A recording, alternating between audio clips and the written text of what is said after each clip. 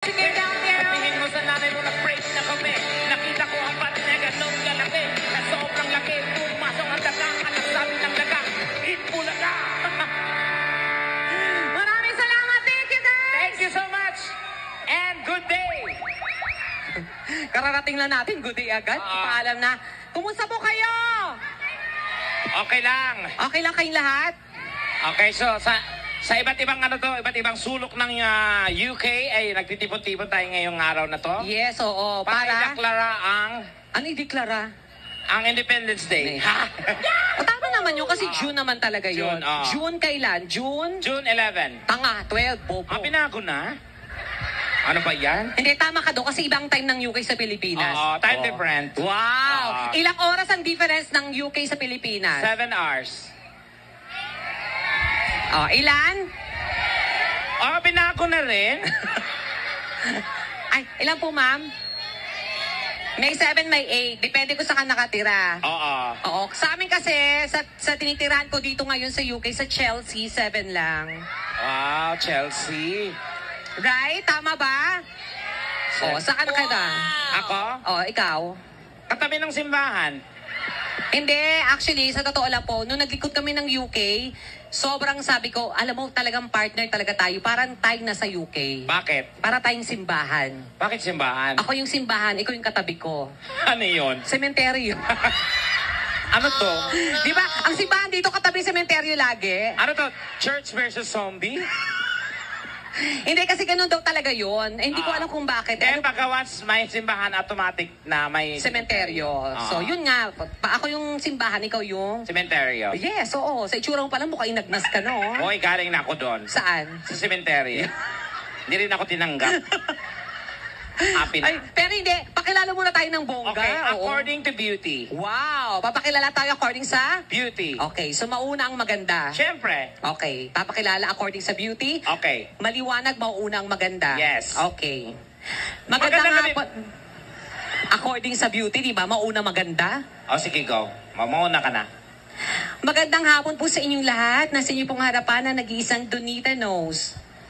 At naniniwala po ako sa kasabihan, kung ang mga kababaihan ay ang ulan at ang mga kalalakihan ay ang kidlat, kami mga bakla ay ang kulog. Bakit kulog? Kulog na aalog sa inyong mga itlog. Ganon! Nandito pa. Hello everyone, my name is Marian. Anong Marian, ganyan tsura? Kamukha mo si Bato?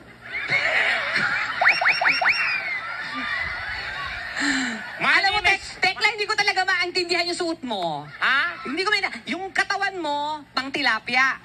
Yung mukha mo, tambakol. Ano ba yan? Ay, mahilig kasi ako sa fish. Wow! O sige, napakilala ka na. Good afternoon everyone, my name is Marian. Marian Rivera? Defensor Santiago. Yun totoo nga! Andito mo sa inyong harapan ang nagpatibok sa puso. Wow. Oh! Ni Dingding Dantes. Wow! Totoo nga, Marian. Marian. Marian? Marian ang ina mo. Yung totoo yung kamukha mo.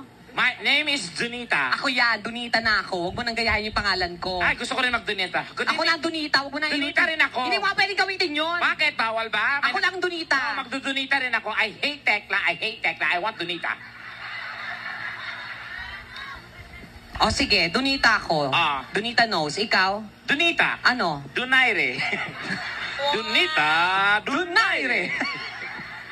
Buksingero? At naniniwala sa isang kasabihan. Ayan, gusto ko yung kasabihan na yan. Maliit pa lang ako Sabi ko, dapat yung kasabihan mo maganda ha. maganda to. Kasi kasabihan ko, nagpalapakan yung mga tao. At naniniwala po. Siguraduhin mo na magandang kasabihan mo. Dahil uli ko sa iyo, ang mga tao natuwa sa kasabihan ko. So dapat yung kasabihan mo maganda din. Siyempre maganda yung kasabihan. Okay.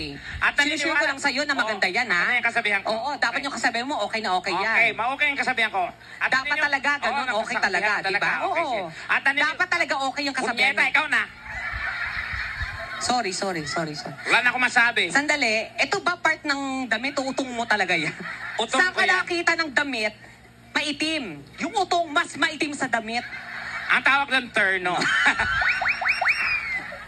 Sige na, kasabihan. At naniniwala sa kasabihan. Yes. Maliit pa lang ako, sinasaktan ako ng nanay at tatay ko. Wow. Kaya naniniwala ako sa kasabihan. Na ano? Na kapag wala si nanay, wala si tatay, hala, sunugin ang bahay. Sira ulo ka talaga. Tirahin si Bantay. Charot. Yan. Sa itsura mo talaga mukha kalibog-libog talagang kalibugan mo, no? Hoy, ba't ako? Oo. Gusto mo magkwento ako? Ano? Ano? So, Mga kaibigan, uy, ano ba? Wala akong alam. Okay, sige. Basta may pumasok sa kwarto ko. Diyos Oh my ko. God! Ang dumi-dumi ko dito sa UK. Oo. Akala ko ako, ito mukhang to, gustuhin dito sa UK. Oo, tapos nung may namit ako, wala, dinadaan-daanan lang ako. Tapos tinanong ako ng isang foreigner, excuse me, are you crazy? Kasi nga sa itsura mong ganyan. Oo. Hindi ko alam kasi ba't ganyan. Naglalakad ba naman yan dito ganyan itsura, nakapagbahay, nakatsinelas. So, Diyos ko, te, nakakahiya. My Parang